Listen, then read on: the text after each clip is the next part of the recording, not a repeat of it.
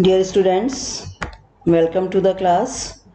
Today we are going to start our first unit, that is communication skills, and this is from part A book, employability skills. Let's proceed. First of all, take a look at learning outcomes. Students will come to know the meaning of communication. Okay. Second is will appreciate the importance of effective communication. Then types of communication. Will be able to use sentences in a proper way to improve their writing skills. Then proper meaning of paragraph. Next step, will be aware about the basic principles of effective communication. Then students will try to improve themselves by knowing the elements of communication. Next, types of barriers to effective communication, and then to overcome the barriers of communication. First of all, we will see types of communication. These are of two types based on communication channel, based on style and purpose. Based on communication channels is the medium selected by the sender through which the message travels to the receiver. So the channel is basically the medium, right? तो इसके base पर हम इसको दो type में divide कर सकते हैं, non verbal and verbal. Non verbal यानी कि without using words, means by using our body language, gesture, posture, right. These all comes under non-verbal communication. इसको आप एक एग्जाम्पल के साथ समझ सकते हैं. सपोज आपका कोई फ्रेंड है, बहुत उदास बैठा है, उसने आपको नहीं बताया कि वो उदास है, बट उसके फेशियल एक्सप्रेशन से आप समझ सकते हैं कि वो उदास है. तो ये होता है non verbal communication. Then verbal communication. Verbal communication means using words. अब रिटर्न भी हो सकता है, इसमें ओरल भी हो सकता है, राइट. ओरल में face to face and distance. Face to face talking कैसे हो सकती है आपकी, फ़ोन पर हो सकती है, क्लासरूम टीचिंग हो सकती है, पब्लिक स्पीकिंग हो सकती है, या फिर बिजनेस डिस्कशन भी हो सकते हैं. तो ये सब किस में आएंगे, फेस टू फेस में. इसके बाद है आपका डिस्टेंस. डिस्टेंस में क्या होता है, देखिए कई बार हम लोग सामने नहीं होते हैं, हम किसी डिस्टेंस पर होते हैं, किसी डिस्टेंट प्लेस पर होते हैं, और वहाँ से हम किसी से बात करते हैं. तो हम कैसे बात करते हैं, कैसे हम कम्युनिकेट करते हैं, by phone, by video conferencing. तो ये सारी चीज़ें जो हैं किस में आएंगी, डिस्टेंस पार्ट में आएंगी, जो कि ओरल कम्युनिकेशन के अंडर आता है, ठीक है. बट डिस्टेंस वाले में हमको कुछ चीज़ें ध्यान रखनी होती हैं. Tone of voice and pace of delivery take priority over other expressions. इसमें हमारे जो दूसरे एक्सप्रेशंस होते हैं, may be it is facial expression या कुछ और हो सकता है, तो वो सारी चीज़ें उतना मैटर नहीं करती हैं जितना कि हमारी tone of voice and pace of delivery.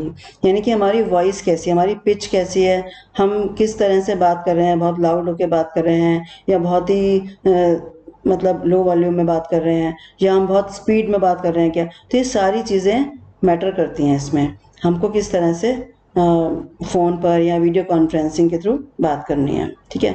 Next है आपका based on style and purpose. Based on style and purpose में आपका फॉर्मल एंड इनफॉर्मल है. फॉर्मल क्या है, this type of communication also referred as official communication. अब देखिए offices के अंदर बिल्कुल फॉर्मल एनवायरनमेंट होता है, तो वहाँ पर अपने कलीग्स के साथ या बॉस के साथ आप बहुत फॉर्मली कम्युनिकेट करते हैं, ठीक है ना. इनफॉर्मल कम्युनिकेशन वहाँ होता है जैसे आप फैमिली में हैं, फ्रेंड्स के साथ हैं, तो वहाँ पर आपको बहुत कॉन्शियस नहीं रहना होता है कि हमको किस तरह से बात करनी है. तो वहाँ पर क्या आएगा, informal communication. Next is writing. Writing is a form of communication that allows students to put their feelings and ideas on paper, to organize their knowledge and beliefs into convincing arguments, and to convey meaning through well constructed text. क्या होता है कि देखिए जब आपको कोई exam लिखना होता है, कुछ आपको टास्क दिया जाता है, असाइनमेंट टीचर देते हैं, तो वो सब आपको रिटर्न में देने होते हैं, उनको आपने रिटर्न में करना होता है.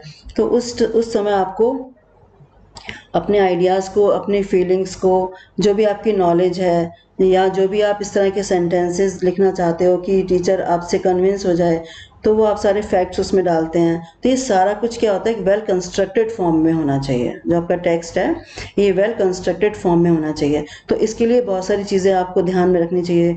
इसमें आपको सेंटेंस मेकिंग आना चाहिए, फ्रेजेस का यूज़ आना चाहिए प्रॉपरली, या पैराग्राफ को कैसे हम प्रिपेयर करते हैं, वो सारी चीज़ें आपको इसमें आनी चाहिए।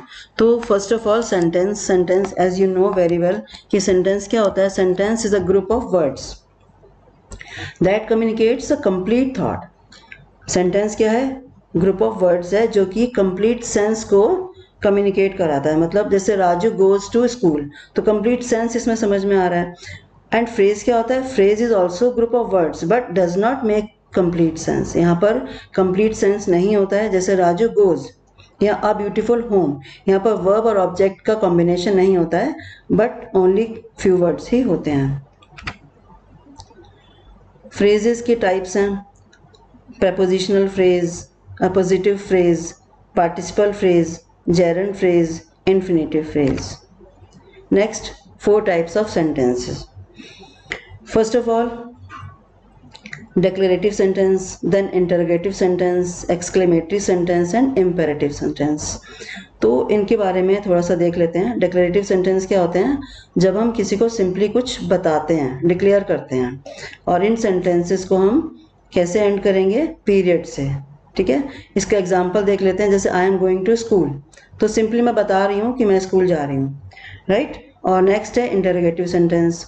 इसमें हम किसी से कुछ क्वेश्चन कर रहे हैं, वेयर आर यू गोइंग, तो वहाँ पर क्या करेंगे, हम क्वेश्चन मार्क से एंड करते हैं। नेक्स्ट है एक्सक्लेमेटरी सेंटेंस। यहाँ पर हम अपनी फीलिंग्स को शो करते हैं, स्ट्रॉन्ग फीलिंग्स को शो करते हैं। Okay, what a beautiful house, तो इसको आप एक्सक्लेमेशन साइन के साथ एंड करते हैं। देन है इम्पेरेटिव सेंटेंसेस। इम्पेरेटिव सेंटेंसेस में हम कमांड देते हैं, ठीक है, जैसे go and take your food, और इसको भी हम कैसे एंड करेंगे, पीरियड से या फिर एक्सक्लेमेशन साइन से। Next is paragraph.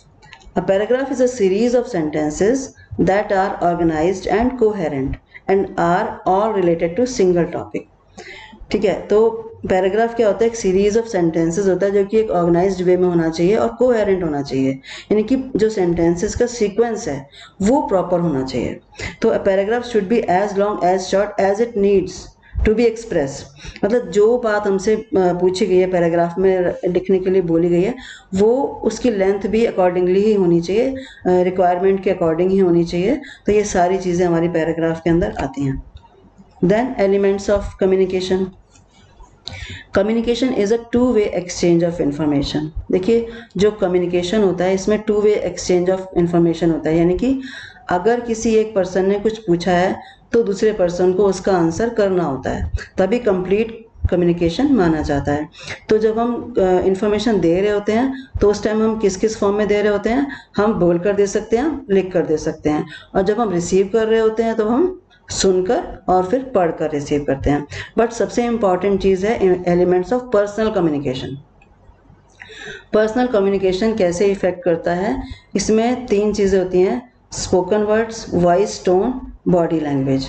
तो ये तीनों चीज़ों का अलग अलग परसेंटेज है। तो हम देख लेते हैं कि किसका कितना ज़्यादा इम्पोर्टेंस है। स्पोकन वर्ड्स का 7% है, 38% होता है हमारा वॉइस या फिर टोन का, हमारी वॉइस कैसी है, हमारा पिच, हमारा पेस कैसा है। जो हमने पैरा लैंग्वेज पढ़ा था 9th क्लास के अंदर, हमारा पिच कैसा है, हमारा टोन कैसा है, हमारा क्या कहते हैं वो प्रोजेक्शन कैसा है, इंटोनेशन कैसा है, ये सारी चीज़ें आएंगी हमारी 38% के अंदर। सबसे ज़्यादा इम्पॉर्टेंट जो है वो बॉडी लैंग्वेज है। बॉडी लैंग्वेज का ही सबसे ज़्यादा इफेक्ट पर्सन पर कम्युनिकेशन के दौरान पड़ता है, जैसे कि इसका है 55%। तो सबसे ज़्यादा जो है हमको अपनी बॉडी लैंग्वेज का ध्यान रखना चाहिए। दैट्स ऑल बच्चों, नेक्स्ट हम नेक्स्ट वीडियो में देखेंगे। Good bye.